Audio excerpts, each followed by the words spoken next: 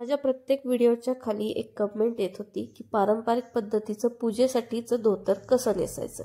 तर आजच्या व्हिडिओमध्ये आपण हेच पाहणार आहोत की पारंपरिक पद्धतीचं सोहळं किंवा धोतर कसं नेसायचं। चला तर मग व्हिडिओला सुरुवात करूया। नमस्कार, मी भारती, माझ्या या YouTube चॅनलमध्ये तुम्हा सर्वांचं खूप खूप स्वागत। यासाठी मी माझ्याकडची कॉटनची साडी घेतली। ती साडी थोडीशी आखूड आहे कारण माझ्याकडे धोतर नाहीये।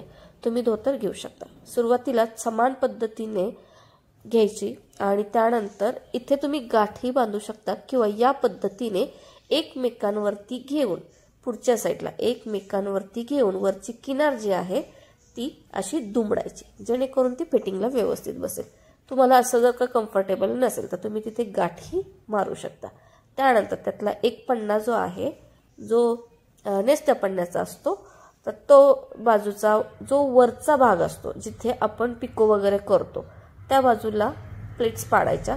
त्यानंतर त्या प्लेट्स एकसारख्या करायच्या आणि व्यवस्थित प्रेस करून घ्यायच्या आणि त्यानंतर दोन पायाच्या मधून आहे अशा पाठीमागे घ्यायच्या। आता मी साडीचं सोहळं नेसते त्यामुळे याला थोडंसं लेंथ जास्त होतीये। सोहळं जेव्हा तुम्ही नेसता, धोतर जेव्हा नेसता तेव्हा त्याची लेंथ थोडीशी कमी होईल। त्यानंतर या अशा पद्धतीने खोचून द्यायचे।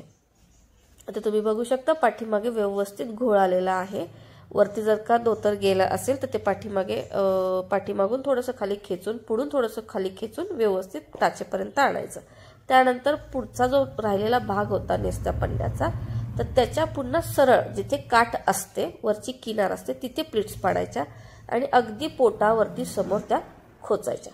त्यानंतर सोहळ्याचं धोतराचं जे शेवटचं टोक आहे त्याला थोड्याशा प्लीट्स अशा पाडून त्यानंतर आपण आपल्या कमरेच्या डाव्या बाजूला खोचून द्यायचं अगदी व्हिडिओत दाखवल्याप्रमाणे। आता हे दोन पद्धतीने केलं जातं। एक कमरेवरती खोचलं जातं किंवा वरती पुन्हा जास्त लेंथ घेऊन ती अर्धवट दुमडून मग पोटावरती ती खोचली जाते। आता बघा, तुम्हाला व्हिडिओत पाहिल्यावर लक्षात येईल। दोन्ही पद्धतीने तुम्ही करू शकता। ही सोहळं नेसण्याचीच पद्धत आहे। चला, झालं आपलं सोहळं नेसून तयार। व्हिडिओ कसा वाटला हे मला नक्की कळवा। व्हिडिओ आवडल्यास लाईक करा, कमेंट करा, शेअर करा आणि चॅनलला सबस्क्राईब करायला विसरू नका। चला, पुन्हा भेटूयात अशाच एका वेगळ्या विषयासहित वेगळा व्हिडिओ घेऊन। तोपर्यंत बाय बाय।